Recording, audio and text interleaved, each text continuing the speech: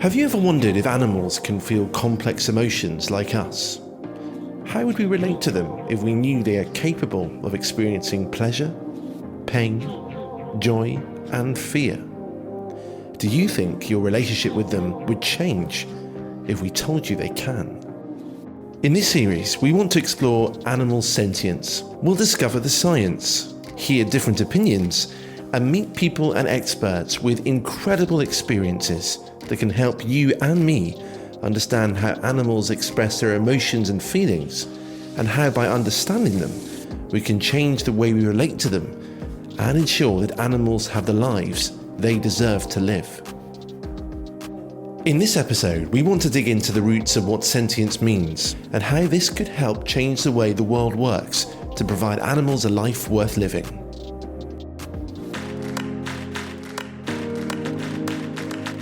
I'm Johnny Bunyan, and from World Animal Protection, this is Animals Are Calling.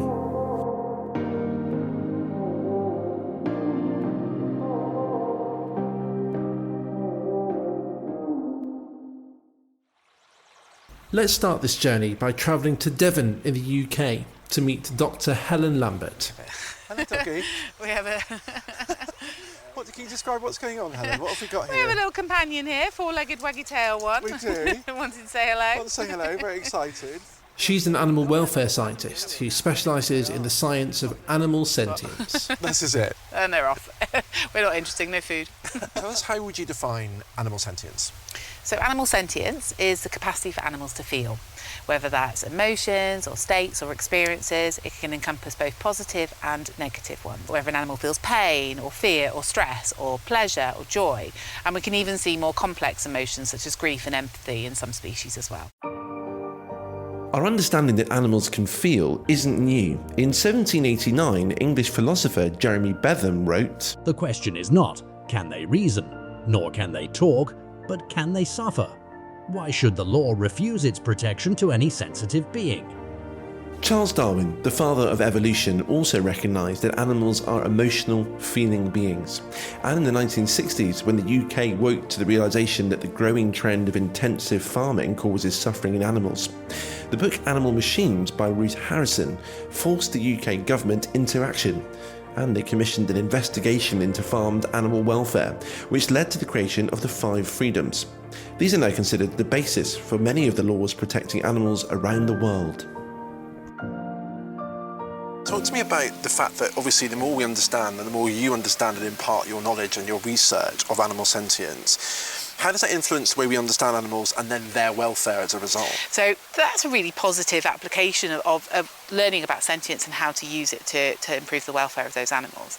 And this can be applied across the board. So we can use our knowledge of sentience to bring in different enrichments, to recognise that solitary animals aren't always solitary, and how we can work around that to make them have a life in captivity that's more natural, as it were. And there's lots of different ways you can do that. But also, we can exploit our understanding of sentience and animal. And we can misunderstand it. We can think animals are feeling pleasure and joy by having human interactions when they're not. Like we mentioned the tigers, or people always think dolphins smile because of their sort of how they look.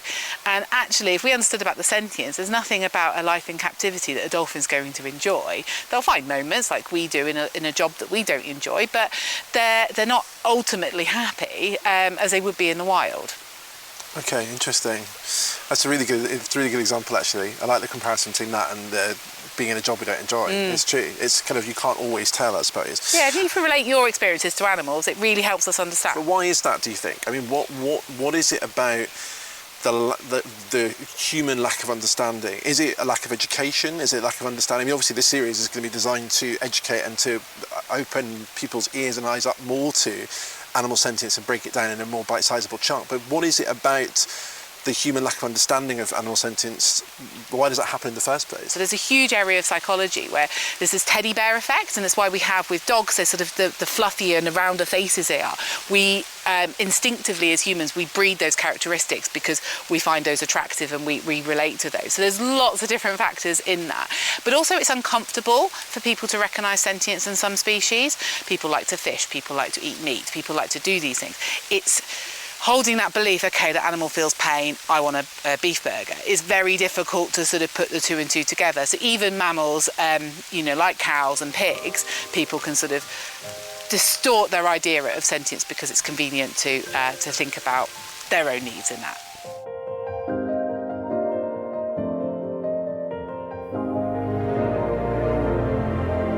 Listening to Helen about how we relate and see sentience in animals depending on how close we feel to them makes me remember about an article I read last year in the Financial Times by journalist and writer Henry Mance. Henry wrote this fascinating piece about recent studies that are trying to understand why pigs aren't seen in the same way as dogs, what they feel, and how by understanding them as sentient beings, these could have commercial implications. So, I'm meeting with Henry to hear more about what made him research about pig sentience and what he learned while writing that piece.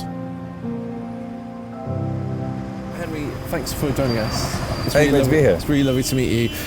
We're here at St Paul's. There's lots of noises in the background. Of course, there is your office, the Financial Times, just over the road. I just would love to know, as a features writer for the FT, could you tell us a bit about what made you interested in pigs and their welfare in the first place as a story? Yeah, so look, ordinarily the Financial Times does not do magazine cover stories on pigs or any other animal. And it was actually an editor of mine who said, look, I'm interested in this, and I'm interested in this idea that pigs are intelligent as dogs. And what can we actually say about that? Are we going to look back in 10, 20 years and think that factory farming as we did it, that was all a bit ridiculous given what we now know about pigs? And that set me off on this journey. And there was a financial angle because Carl Icahn, who's a very hard-nosed billionaire investor, was getting right up in the grill of McDonald's and saying the way you treat your pigs in the US is not good enough, and you've gone back on promises. And he was waging a shareholder campaign against McDonald's. So it's not something that's limited to the fringes. It was really going into the markets as well. In case like me you weren't aware of this, in February 2022, Carl Icahn, an activist investor worth more than $20 billion, announced he was taking on McDonald's over its failure to phase out pig gestation crates. So imagine the power that understanding about pig sentience can have in other big companies, or the way we see animals. But like many of you, I wanted to know how Henry started his piece. When I started out, the word sentience wouldn't have meant anything to me, right? I knew animals, I knew I liked animals, and I knew that they kind of had interior lives, but you have to work through the whole scientific process, what scientists have been grappling with. And I found when I went to look at pigs, all these amazing experiments that scientists have done over the years to really understand or to gain some idea of what pigs are thinking. And you learn that they are animals who have real social lives, have real emotional moods, that if you house a pig better, they will respond more optimistically. And I think that kind of stuff really brings it at home. Or there's a recent experiment where pigs were played different types of music and responded differently to that music. And if we think about what music means to us and what obviously we respond differently to Beyonce and to Beethoven, the idea that a pig might go through something similar, I think is really exciting, and it really gives you that kinship with an animal that we've treated as a commodity, as food. Indeed, and I suppose it's quite an exciting moment when you understand that actually you can not only kind of get to know that that's something that a pig can think and feel, but also you've been involved in your investigative research in actually seeing pigs in different environments and going through different things. And can you give us some examples of how you've seen firsthand where you suddenly think actually pigs are totally able to think and feel in their own right? So for the Financial Times, I went to visit in Budapest an experiment that a university there is doing, where people are raising piglets as if they were dogs. So with all the love and all the care, inviting these piglets into the home. And I went to visit a woman called Sylvie, who's actually a dog trainer, and she'd been looking after a piglet and putting this piglet through his paces, etc. And for me, it was really fascinating. She was saying that the piglet Pilo was quicker to learn than some of the dogs she worked with, and I really found that that sort of impactful. That really sort of made a difference to how I thought about it. What other similarities have you come across that people would probably find surprising about the levels of intelligence when it comes to pigs and dogs? Sylvie, this dog trainer who was raising a piglet, was like, once you've seen this piglet as a personality, you can't go back to eating pork. And it was funny because she's in Hungary, where she was taking Pilo, the piglet, out for a walk in the park, and people were saying, if you hand him over, I can cut him up and give sausages and we'll split them. Well, and that kind of changing that kind of vision. So she changed her diet. And I think there are people across the spectrum, right? If you're Carl Icahn, a billionaire investor who feels that pigs are being treated badly in the US, then you don't eat you don't eat pork. But I think much more it's a drip of information. It's a drip of realization. I believe less that people's habits, behaviors, which are so ingrained, change overnight. I think you become uneasy with how we treat animals. They can be trained. They can. They show social emotions, social awareness of other pigs. They have those relationships you'd expect of mammals. So I think what we've done in our society is really compartmentalize animals to say that dogs are animals that we can love, pigs are animals that we can eat, and then there are things like wild boar who are in this other category. It's amazing, absolutely amazing. And the fact you got to see it firsthand as well must have been incredible. Yeah, I mean, I loved one of the scientists I went to see for my article on pigs had given pigs a place to live, sort of a pig park, as it were. So not just enclosures, but really a bit of forest, an area where they could wallow, some land, and seeing pigs out there almost like grazing, like rooting around, but much more on an extensive basis, like you might see cows or sheep. It really changed my opinion. These were kuna, so they look very different to a normal farmed pig. And I think we have to find that imagination, because so often we've limited ourselves in what we believe animals to be possible of. That, like, actually just seeing animals or pigs with long hair, with freedom, it changed my perspective, certainly. After finishing his piece, Henry went even further, and after hearing people and the celebrities he'd interviewed for his job constantly mentioning how much they loved animals, something stayed on his mind. If people are going out of their way, even like Jose Mourinho, a football manager, he was saying, my strikers have played like animals today. And then he goes, I love animals. As if the idea of being seen as against animals was like almost the worst thing you could be. So I became really intrigued in that. And I also became uneasy with my own relationship with animals, with food, with the animals like puffins that I appreciated in the wild. And I was thinking, I love these animals, I appreciate them, but is my behavior, is my presence on this earth doing anything for them? That's how Henry's book, How to Love Animals in a Human-Shaped World, started. In his book, Henry pointed out we all love animals, but does that make their lives happier? Look, what I think is amazing is if you take the time to look at animals, their lives are, fascinating. And look, we've been taught, go to a zoo, right? Go to a zoo and see amazing animals. And you go to a zoo and you'll see big, colourful animals, but they're actually not in their natural environment, and their social interactions and what you can see is, I find, fairly limited. And I feel lots of people who've been to zoos as adults have felt a bit conflicted about it. But I'm lucky to have a small pond in my garden, really small. And just watching the frogs there, and you see life, right? You see autonomy, you see a kind of a cycle of life every spring. And I just find it, I find it fascinating. And I think that if you go and see the puffins off the coast of northeast of England, you just see beauty, but you'll also see lives that don't rely on human intervention, that in fact rely on us, standing back a bit. And I think understanding that, and then of course you can see all the science experiments, the amazing things that have been done with, New Caledonia crows and their ability to, read probabilities and to understand, human intentions and to read us. But then you can actually go and watch a crow in the park and sort of watch how they wait for you to finish your picnic before they sort of move in and that just understanding that there is a brain, a consciousness, a set of feelings on the other side of of that animal interaction, I think is brilliant. I think it's something that you don't need to go to a zoo, you don't need to go to safari, you don't need to go to the Amazon to recognise it. It really is like in every tree there is an animal that can kind of impress on you that we are not alone on this earth.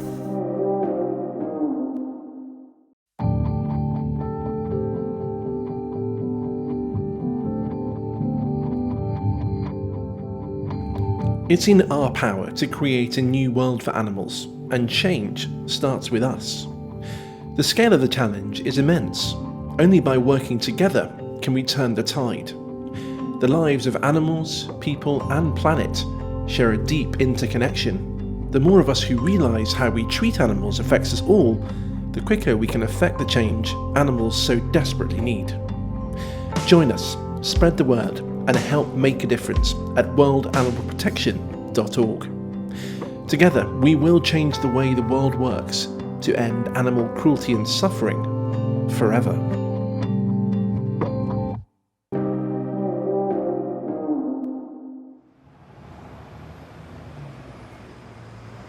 What surprised you when it came to the reaction of the book? It's done very well, it's had a huge amount of critical praise, which is obviously a nice thing. But what surprised you the most in terms of that reaction? Because I suppose in many ways you had a passion for the subject, but did you expect necessarily the reaction that the book got? I think loads of people feel really uneasy about their relationship with animals, so you're kind of pushing on an open door there. And I think it's brilliant that, like, sometimes I feel a bit guilty for like raising a subject of animal welfare and saying like, oh, I don't feel massively comfortable with this. And the person I'm speaking to will be like, oh, absolutely, I totally agree. So, you know, I think there is comfort. Now, I think the difficulty is that people don't necessarily want to take a book like mine or anything else on holiday and read about the sad things in the world, you know, at a time of lots of anxiety when there are lots of problems ranging from, you know, war to refugees to, AI, social media. People are like, well, another problem. And I think it's finding ways to reach people, and that may be some happy messages, that may be beautiful stories like my octopus teacher, that may be informative things. So many people I met in my research mentioned Peter Singer's book, Animal Liberation, and that kind of reassured me that the printed word can make a difference. It's all about shifting the needle. It's all about giving people, as you say, far more to think about over a gradual period of time. But do you think what you've understood and communicated about animal sentience has helped shift the needle a little bit more? And if not, and regardless, what other things do you think people can do to help continue that needle moving ever closer to eradicating animal cruelty? What comforts me is this is an issue you can make a difference about like 3 times a day, or lots of times. And if you invite people around for dinner, you offer them a meal that isn't full of intensively farmed meat, you've made a difference. You've shown them that the dark side is not so dark. That there's happiness. And I feel that lots of people that I know have enjoyed having the conversation, have enjoyed having it brought out a bit more. I think you've got to recognise it's a slow process, and one of the things that I'm trying to do is to recognise that this is actually something important because of who we are as values, because of what it means for climate change, because of what it means for biodiversity, that you can actually have a conversation about animals and how we treat animals, and it's not some silly aside. It is the main issue. It is one of the main issues that we deal with. In the same way Helen mentioned, Henry seems to agree that we have compartmentalised our brains to recognise some animals as capable of feelings and emotions and others not, and how becoming aware of their capabilities to feel complex emotions can create tangible change for animals. I'm intrigued by what I've heard so far, and I wanted to hear directly from a farmer who completely changed his model of farming to find out what impact this had on him, his farmed animals, and even wildlife on his family farm. So I travelled to Dorset in the UK to meet Lawrence Candy, a farmer whose personal life made him change his relationship with farmed animals and is impacting the way he's now farming, which in turn is bringing local wildlife back to where they once lived.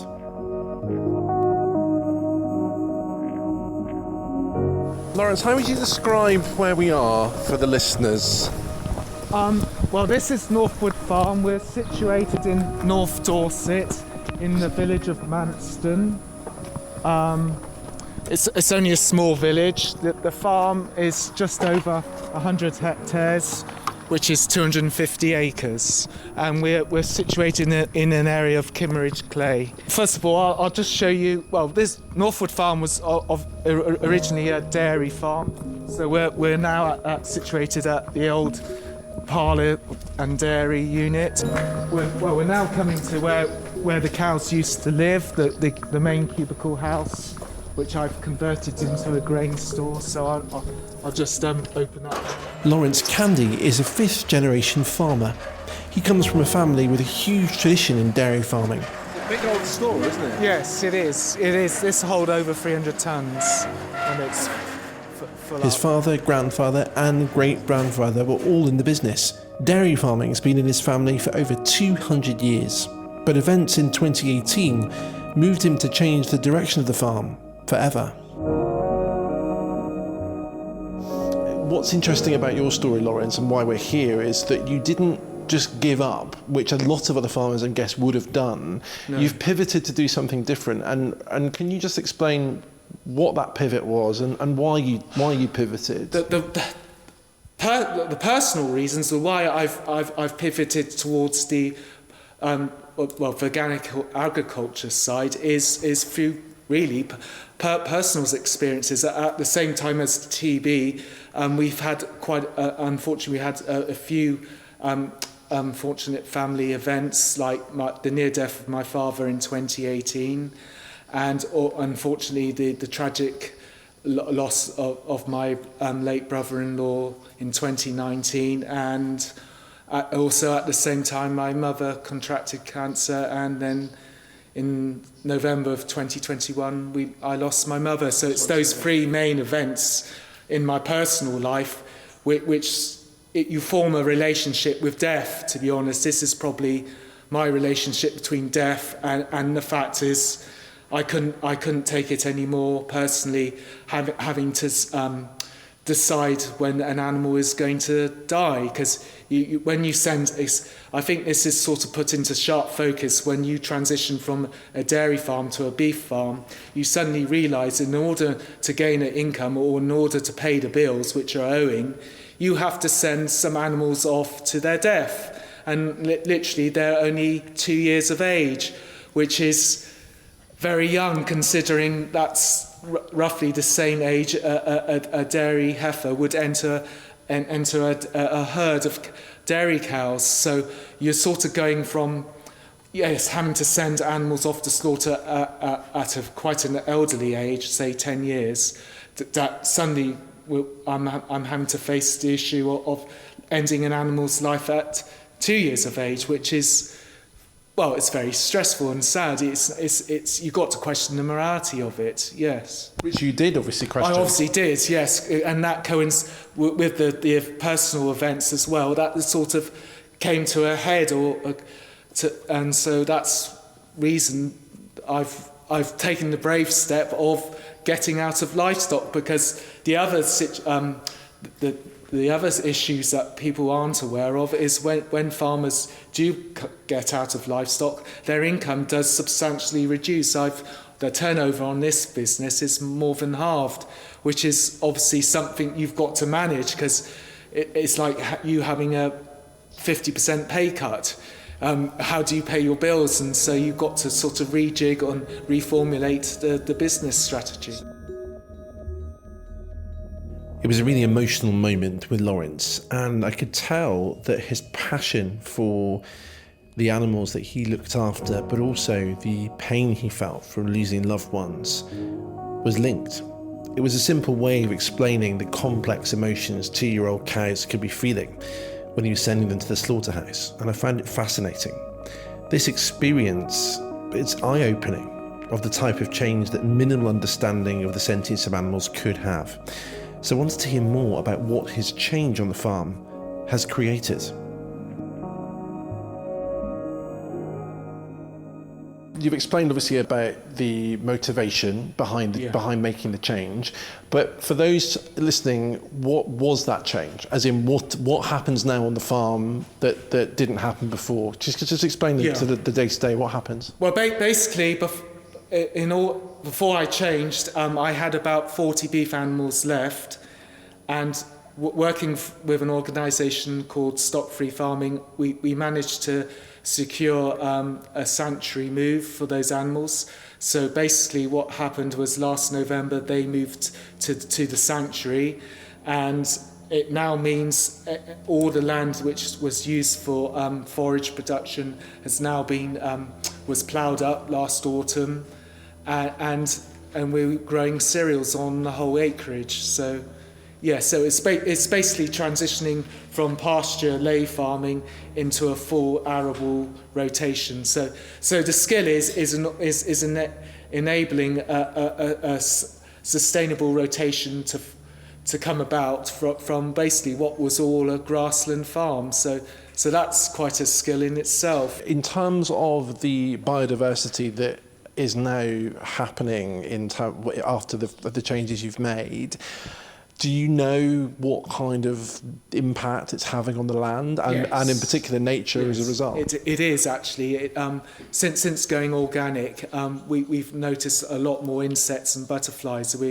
Recently I was doing some soil testing out in the fields, and there were lots of butterflies flying around, and also lots of ladybirds. Because the ladybirds were quite rare at one time, but we've got loads of ladybirds, which is a key indicator species of a healthy environment. And we've got lots of larks as well, and I've got 2 barn owls which I see on a regular basis. So yes, we're definitely seeing a lot more wildlife, and more importantly the insect life as well. And how does that feel? How does that feel for you when?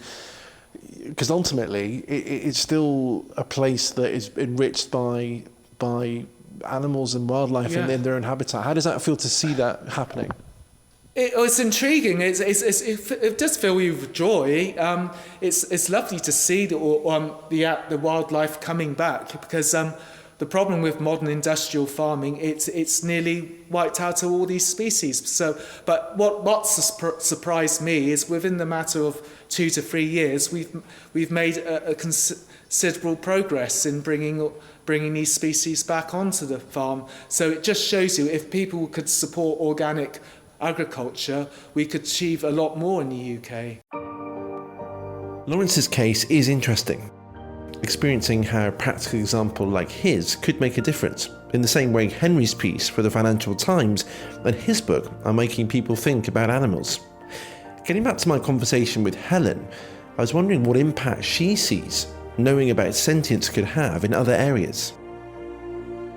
Science is wonderful, and scientists who sort of do the science for science sake, that's their prerogative. For me, it's about applying it, and that's always been the thing that I want to do. So this is where sort of applied ethology comes in. It's all about, okay, we've got this wonderful thing, how does it work in practice? What can we do to better the lives of those animals? So for me, that's whether that's advising policy or legislation and working, so I work a lot with the European Commission, how I can use the sort of science behind sentience to actually transform the legislation that they're doing with farmed animals at the moment, and how we can apply that, or whether that's working with a farm to go, okay, this is how you can improve these measures, or whether that's communicating to people and say, actually, did you know wildlife sort of wild animals in the entertainment is actually really those animals being removed from the mother, that causes stress to the mother, causes all these problems with the cubs and so on. If you can explain all of that, you hopefully can start to change behaviours, and that's what it's all about. It's all very well changing minds, but until you change the behaviour, it's not far enough. And break that down. Give me an example of what you mean by changing behaviour. So when we talk about sort of educating people or informing people, you may try to change the mindset of someone. Say, okay, yeah, no, I recognise elephants can feel. Oh, but I'm on holiday and I really want to ride that elephant. We have this wonderful thing called cognitive dissonance. So it's when you hold 2 sort of conflicting beliefs in the mind. I want to ride an elephant, but elephants suffer when they're held in captivity.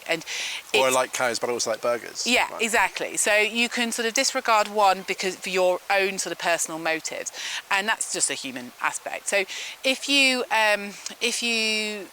develop this knowledge of animal sentience in elephants, you really sort of show the evidence and it becomes undeniable. I think the biggest driver of my career has been looking at positive emotions in animals, so whichever animals they are, and I always want to sort of fly that flag, really. So I work with lots of different species now, and different sort of welfare issues, but I'll always remind people that even if we don't have the answers and we don't know what positive emotions an animal species can feel or how that looks or how to measure it, they still feel them.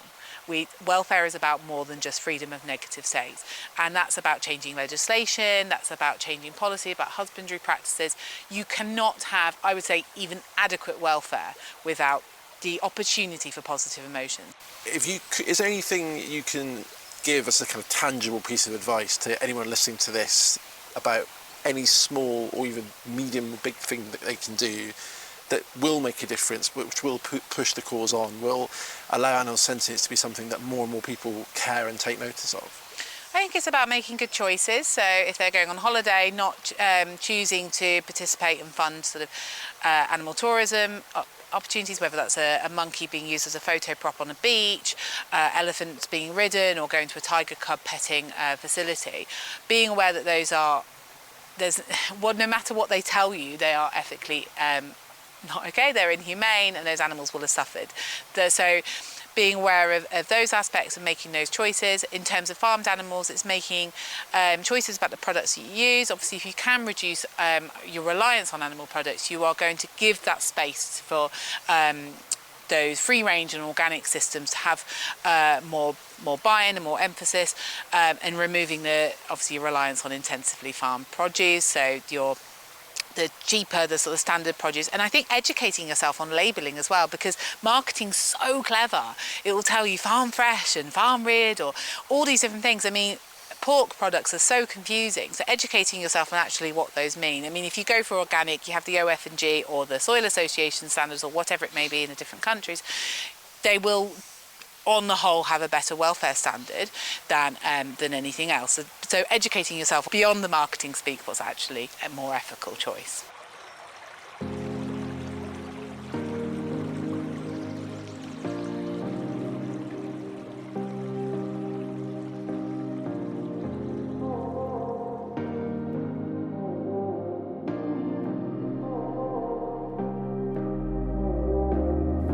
Helen, Henry and Lawrence gave me a different perspective and understanding about animal sentience. It's exciting to see what the future of sentient science will bring. Never before has there been such an enthusiasm and drive to learn about the emotional lives of animals. And the most exciting part is the more we learn about sentience and how to measure and interpret the feelings of animals, the more we can do to protect them. Next time, why we all deserve better than factory farming. Join us as we understand how animals in factory farms feel, could have an impact on your health, and the way you choose what you eat. If you like what you heard today, then don't forget to rate and subscribe to this podcast so you never miss an episode. This is Animals Are Calling, a podcast from World Animal Protection. Their mission: to change the way the world works, to end animal cruelty and suffering forever. Find out more and how you can make a difference at worldanimalprotection.org. Thank you to Dr. Helen Lambert, Henry Mance and Lawrence Candy for sharing your knowledge and stories. This episode was mixed and produced by me, Johnny Bunyan, and Craig Ford at Pardon Our French Productions. The editorial producers are Emmy Kondo and Nicola Perez. The scriptwriter is Emmy Kondo, and the executive producer is Georgie Bradbury. Thank you so much for listening.